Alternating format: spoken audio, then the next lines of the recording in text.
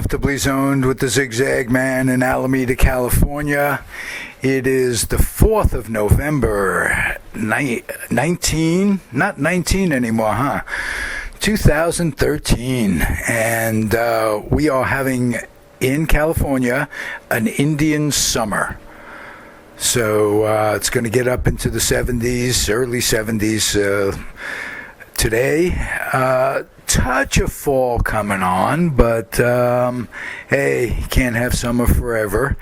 And I am flying solo today, and it gives me a good chance to reminisce a little bit about the 1962 baseball season.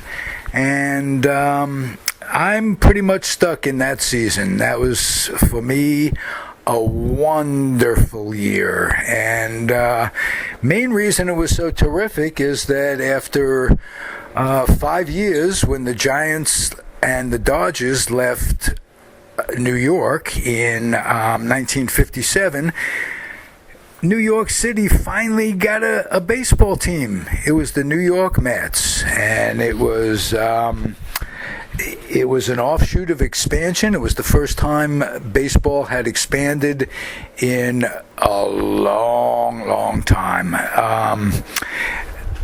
It's basically came about as a result of the most incredible man in baseball history, Branch Rickey. Branch Rickey, if you will remember correctly, from previous shows, we talked about him. Branch Rickey did more to change the face of baseball for 60 years. He invented the farm system as we know it, back when he ran the St. Louis Browns. He later ran the St. Louis Cardinals. He brought Jackie Robinson into baseball with the Brooklyn Dodgers, broke the color barrier, little importance there. He went on to take over the Pittsburgh Pirates and steal Roberto Clemente from the Dodgers and lead the Pirates to and build the Pirates. So in 1960, when Bill Mazeroski hit that home run, that team was made up of the players that Branch Rickey assembled for the Pirates. After that, he went on to the Cardinals. By this time, he's in his late 80s. He goes on to the Cardinals, St. Louis Cardinals, builds the 1964 championship team as a consultant, and is forced out of the organization. Starts a league called the Continental League. It's an upshoot, and he basically forces expansion. The league was going to be in some of the major cities that didn't have baseball, and New York, Houston included, and he forced a compromise with baseball so they expand. So baseball expansion, which incidentally really started in the American League in 1961 when the Angels came into being, and Washington got another team because it was a deal where the Washington Senators moved to Minnesota. The league awards Washington an expansion franchise, so they had their franchise. They had baseball, continued to have baseball, and the California Angels came into being in the American League in '61. So the next year, the National League expands, and the Mets come into being, and the Houston Astros. And both teams took a very, very different way, a different route of stocking their rosters. Turns out the National League and baseball itself didn't offer very much in the way of talent.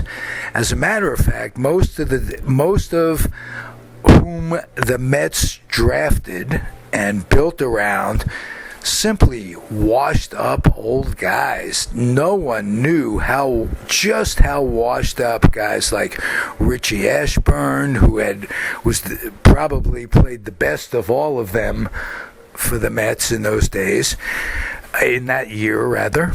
And but there were others with great names that they went to. A lot of them ex-Brooklyn players. Don Zimmer, for instance, had nothing left. Gil Hodges was hurt right from the start. He was a draftee.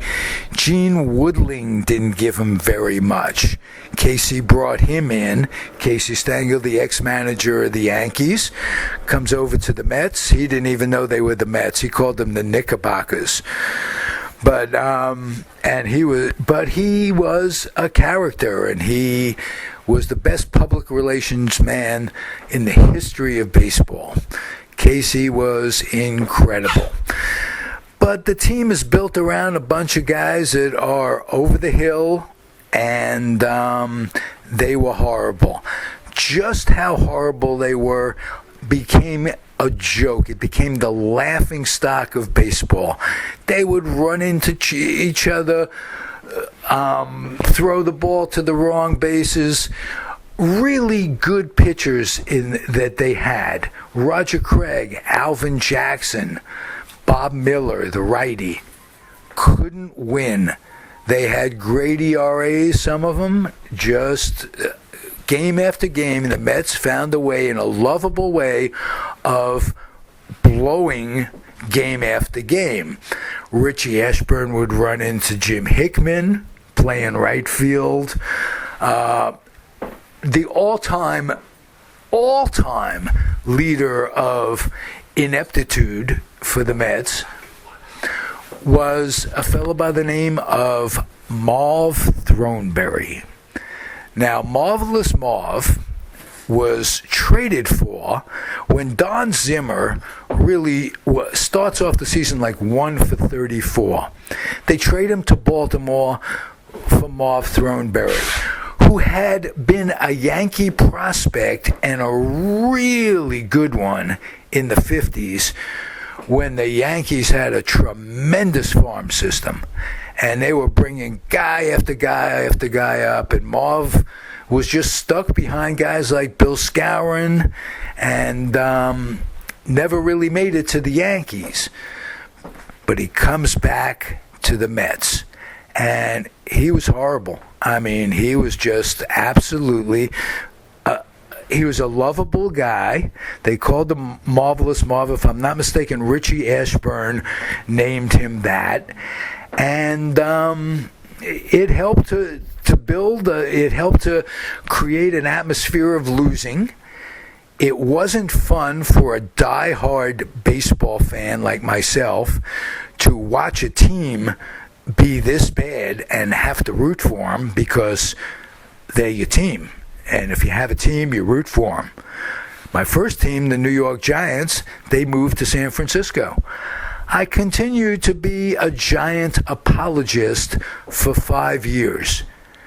But when the Mets came in, I was just going to be a Met fan. We got National League ball back in New York, and that was pretty darn cool. Well, the year went badly, and it went great. It was the team itself won national acclaim for their ineptitude, and they were on Johnny Carson. They'd play outtakes from their games. It was just exciting to be there. So those are some of my memories. I remember Elio Chacon was the shortstop, a guy they got from Cincinnati. And he played shortstop most of the year. They were getting these guys like Felix Mantilla from National League teams that were giving them up in the expansion draft. And these were good bench players, really good utility infielders that taught me a life's lesson in following baseball. Some guys are good when you play them on a limited basis. But when they have to play every day, they're horrible. reminds me of Rod Keneal, their utility infielder. Rod was another Yankee farmhand who Casey got to know in an instructional league that he carried on with the Yankees when he was managing them.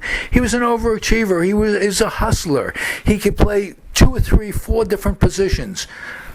All of them not well, but he managed to get into a lot of games, keep things going. Pinch runner, very colorful guy. And I remember Frank Thomas, the first Frank Thomas. They called him the Mule. He was about the best hitter that they had. But their defense was horrible. Ashburn was very slow in center field. They had Hickman, Joe Christopher, and Wright, if I remember correctly, and a bunch of old guys playing left field. Guys like Gene Woodling, who was a hitting machine with the Yankees back then, in the days when the Yankees were great. And I had this sense of almost like a birthright, a sense of entitlement that New York teams were supposed to be good. Because from the first year I can remember baseball, which was 1951, when my grandfather took me to the Polo Grounds to see the Giants. And we went on opening day. And it was before Willie got called up. And he went through the entire lineup and pointed everybody out. And then the next time we came back was after May 23rd. I'm digressing here a little bit, but these are great stories, ladies and gentlemen, at least for me. So we go back to see the Giants. I'm 5 years old, and I got to see Willie for the first time. And they had changed their lineup. They brought Bobby Thompson in to play third base.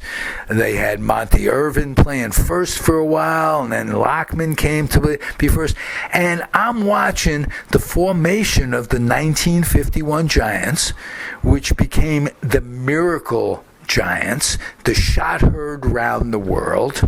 Bobby Thompson, that was the year in the playoffs.